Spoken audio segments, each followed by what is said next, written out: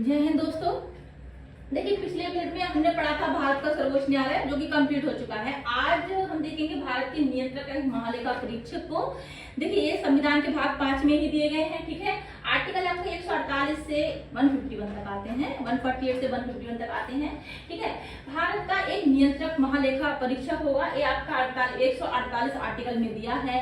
देखिए, सीएजी के कार्य क्या होते हैं? गवर्नमेंट के सभी जो खाते होते हैं, ठीक है, सभी व्यय को ऑडिट करते हैं, पीएसयूज को ऑडिट करते हैं, राज्य सरकार के खातों को ऑडिट करते हैं। ठीक है, उन सबका ये कार्य होता है सीएजी का। ठीक है, देख लेते हैं एक बार।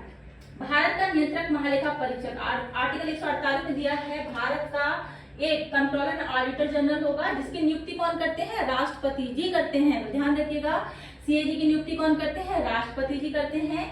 सीएजी को उसी रीति से हटाया जाता है जिन आधारों पर सर्वोच्च न्यायालय के न्यायाधीश को हटाते हैं, मतलब कदाचार के आधार पर हटाते हैं। ठीक है, हमने पिछले वीडियो में पढ़ा है, उन वीडियो फॉलो करेगा तभी चीजें आपस में बहुत अच्छे से लिंक होंगी, समझ में आएंगी। ठीक है, सीएजी को उसी रीति और आधारों से हटाया जाता है जिन रीति आधारों से सर्वोच्च न्यायालय के न्यायाधीश को हटाते हैं। ठीक है, सीएजी का पद ग्रहण करने से पहले राष्ट्रपति के समक्ष वो शपथ लेंगे। तो सीएजी शपथ किसके समक्ष लेते हैं? राष्ट्रपति के समक्ष लेते हैं। शपथ का प्रारूप कहाँ मिलता है आपको? तीसरी अनुसूची में मिलता है, पढ़ा था हमने। ठीक है, सीएजी के वेतन और सेवा की शर्तें ऐसी होंगी जो संसद विधि द्वारा अवधारित करे। ठीक है, सीएजी अपने पद पर, देखिए, सीएजी अगर अपने पद पर नहीं रहते हैं तो वो भारत के किसी अन्य भारत या राज्य सरकार के अधीन किसी अन्य पद पर भी कार्य नहीं करेंगी। ठीक है, ये ध्यान रखिएगा। तो आर्टिकल 148 में सब चीजें दी हैं, यहाँ डिस्कस कर ली हमने, समझ में आया होगा आपको। ठीक है, इतना टफ है नहीं। तो इनकी नियुक्ति राष्ट्रपति करते हैं, राष्ट्रपति के समक्ष शपथ लेते हैं, और इनका पद नहीं रहता तो भारत सरकार या राज्य सरकार के अधीन किसी अन्य पद पर नहीं रहते हैं। सेवा शर्तें कैसी होंगी? जो कि संसद अवधारित करे।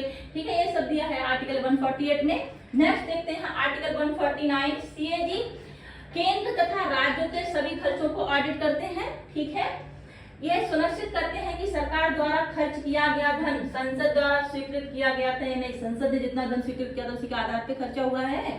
ठीक है, ये सब देखते हैं। रिपोर्ट्स, क्या अपनी रिपोर्ट सीएजी अपनी रिपोर्ट राष्ट्रपति या राज्यपाल को सौंपते हैं। ठीक है, सीएजी अपनी रिपोर्ट किसको सौंपते हैं? राज्यपाल को और राष्ट्रपति। देखिए, राज्य से संबंधित राज्यपाल को सौंपेंगे, केंद्र संबंधित राष्ट्रपति को सौंपेंगे। ठीक है जी, इंडिपेंडेंट। देखिए, उनका वेतन तथा सेवा शर्तें संसद द्वारा तय की जाती हैं, उनके वेतन पर कर नहीं लगता। It's very important. ठीक है, जो सीएजी भारत का नियंत्रक महालेखा परीक्षक हैं, इनको जो सैलरी मिलती है उन पर इनको टैक्स नहीं लगता। ठीक है, ठीक है, इनके देखिए, सीएजी भारत सरकार और राज्य सरकारों के सभी खर्चों और आमदनी को ऑडिट करते हैं, साथ ही उन संस्थाओं को भी ऑडिट करते हैं जो वित्तीय सहायता प्राप्त करती हैं गवर्नमेंट से। ध्यान में रखिएगा, भारत सरकार राज्य सरकार के सभी खर्चों और आमदनी को ऑडिट करते हैं, साथ ही उन संस्थाओं को जो सरकार से वित्तीय सहायता प्राप्त करती हैं, सभी पीएसयूज को भी ऑडिट करते हैं। ठीक है, सीएजी रिपोर्ट के प्रकार कौन कौन से होते हैं? एक कंप्लायंस ऑडिट होता है, परफॉर्मेंस ऑडिट होता है और फिनेंशियल ऑडिट होता है।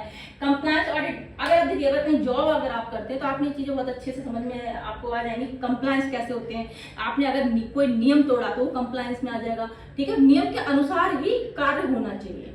ठीक है, परफॉर्मेंस कैसी है आपकी, मतलब आप जो काम कर रहे हैं उसकी परफॉर्मेंस आपकी कैसी, मतलब आपका काम करने का जो सही वे है ना, काम अच्छे से होना चाहिए, काम जल्दी होना चाहिए, आपकी परफॉर्मेंस कैसी है, मेरा कहने का ये मतलब है। तो कंप्लायंस ऑडिट और परफॉर्मेंस ऑडिट होते हैं। तीसरा आपका फाइनेंशियल ऑडिट होता है, जिसमें क्या होता है? सरकार के खातों की शुद्धता और पारदर्शिता का मूल्यांकन होता है फाइनेंशियल ऑडिट में। 3 तरह के ऑडिट होते हैं। ठीक है, एक आता है आर्टिकल 150। ठीक है, आर्टिकल 149 में हम डिस्कस किया हमने। देन आर्टिकल 150 देख लेते हैं। संघ के तथा राज्य सरकार के लेखा का प्रारूप दिया है। ठीक है, प्रारूप कैसा होगा?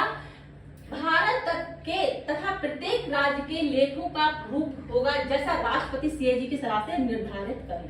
ठीक है, भारत और राज्यों के लेखा खाते किस तरह से तैयार किए जाते हैं, यह निर्णय राष्ट्रपति लेंगे, लेकिन सीएजी की सलाह से। ठीक है, तो प्रारूप दिया है, नथिंग एल्स। ठीक है, आर्टिकल 150 इतना टफ नहीं है, ठीक है, ये वैसे भी कुछ सब सिंपल है, याद रहेगा आपको।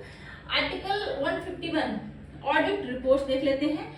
देखिए इसमें क्लॉज 1 क्लॉज 2 है। आर्टिकल 151 में क्या दिया है, सीएजी द्वारा तैयार की गई रिपोर्ट्स राष्ट्रपति को सौंपी जाती है, फिर राष्ट्रपति उसको संसद के समक्ष रखते हैं, ठीक है, ये हुआ केंद्र का मामला, ठीक है। आर्टिकल 151 का क्लॉज 2 क्या बोलता है, राज्य के मामले में संबंधित रिपोर्ट राज्यपाल को सौंपी जाती है, जो वो राज्य विधानमंडल के समक्ष रखते हैं, ठीक है, राज्य विधानमंडल के समक्ष प्रस्तुत करते हैं।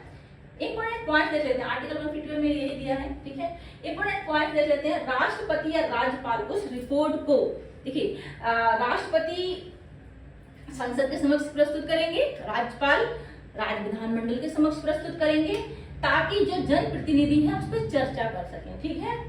देखिए हाल की कुछ रिपोर्ट्स यहाँ पे मैंने लिखी हैं, जैसे कि राष्ट्रपति स्वास्थ्य मिशन की रिपोर्ट थी, ठीक है, रेलवे सुरक्षा की खामियां बताई गई थी रिपोर्ट में, और प्रधानमंत्री किसान सम्मान निधि पीएम किसान योजना के फंड का सही उपयोग नहीं हुआ है, ऐसा एक रिपोर्ट पेश की गई है सीजी द्वारा, ठीक है, प्रधानमंत्री किसान सम्मान निधि में।